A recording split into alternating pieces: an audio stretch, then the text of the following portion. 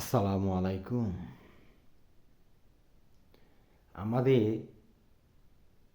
এই যে দেহটা আছে, এই যে পুরো দেহটা, এই পুরো দেহটার মধ্যে ৪ ধরনের সত্তা আছে।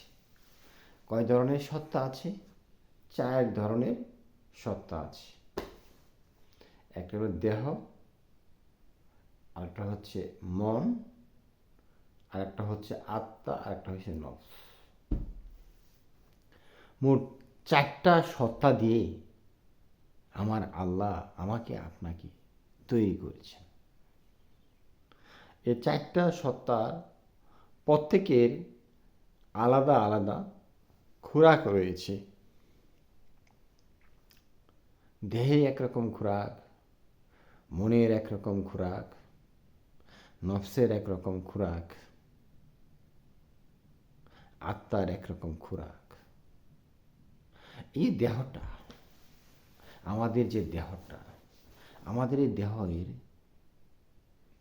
৩ প্রকারের জ্বালানি লাগে, ৩ প্রকারের খাবার লাগে। ধরুন অক্সিজেন, পানীয় এবং শক্ত খাবার, শুকনা খাবার, কঠিন খাবার। এর কোনো একটা উপাদান যদি আমাদের শরীরে কম পড়ে থাকে, শরীর আসলে ফুলফিল হয় না। পর্যাপ্ত অক্সিজেন, পর্যাপ্ত পানি, পর্যাপ্ত খাবার হলে আমাদের দেহ ঠিকঠাক মতো চলে। দেহের আবার বিভিন্ন ধরনের অসুখ বিসুখ হয়, ডাক্তারের কাছে আমরা যাই, চিকিৎসা করি, সুস্থ হয়ে যাই। এরকমভাবে মনেরও খাবার রয়েছে। নামাজ, রোজা, জব, দেন, তসবিহ, তাহলিল, দুরুদ, ওজিফা, এগুলো হচ্ছে মনের খাবার। এগুলো বেশি বেশি করিয়া আদায় করিলে, কাজ করিলে, এইগুলো সমাধা করিলে আমাদের মন তরুতাজা থাকে, ভালো থাকে। এমনভাবে আমাদের মানব জীবনের তৃতীয় আরেকটি সত্তা আছে, সেটা হচ্ছে অন্তর।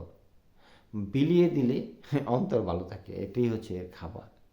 ক্ষুধার্তকে অন্ন দান করা, বস্ত্রহীনকে বস্ত্র দান করা, অসুস্থ পীড়িত মানুষের সাহায্য সহযোগিতা করা, গরিব অনাথ অসহায় মিসকিনের পাশে দাঁড়ানো,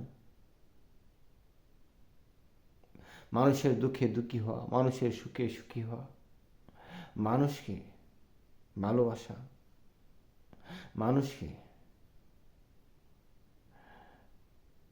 মমতা দিয়ে, দরদ দিয়ে, মানবিকতা দিয়ে তার জীবনটাকে সহজ করে দেওয়া। এইগুলো যে করবে তার আত্মা ভালো থাকবে, কারণ তার আত্মা পর্যাপ্ত খোরাকটা পেয়েছে। কারণ আত্মা চায় বিলিয়ে দিতে, আত্মা চায় অন্যকে খুশি করতে, আত্মা বিশুদ্ধ পবিত্র। ঠিক মানুষের দেহ, মন, আত্মা, এর পাশাপাশি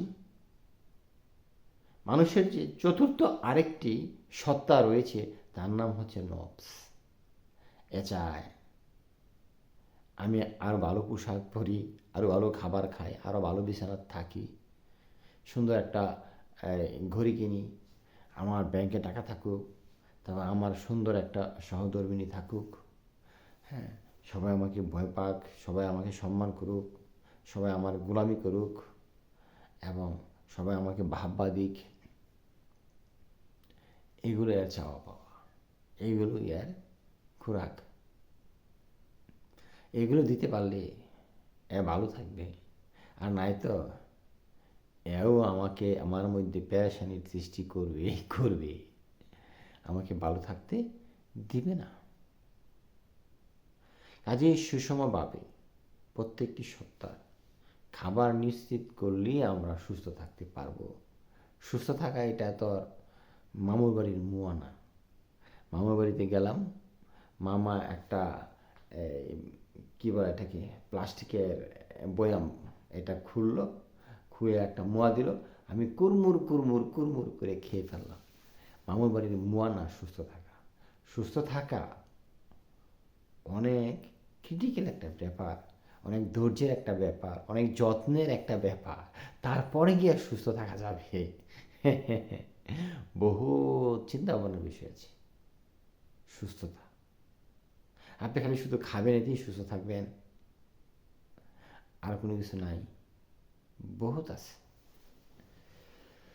তো ভালো থাকেন, সুস্থ থাকেন, সুন্দর থাকেন, দোয়া করি সুখী সুন্দর জীবনযাপন করেন।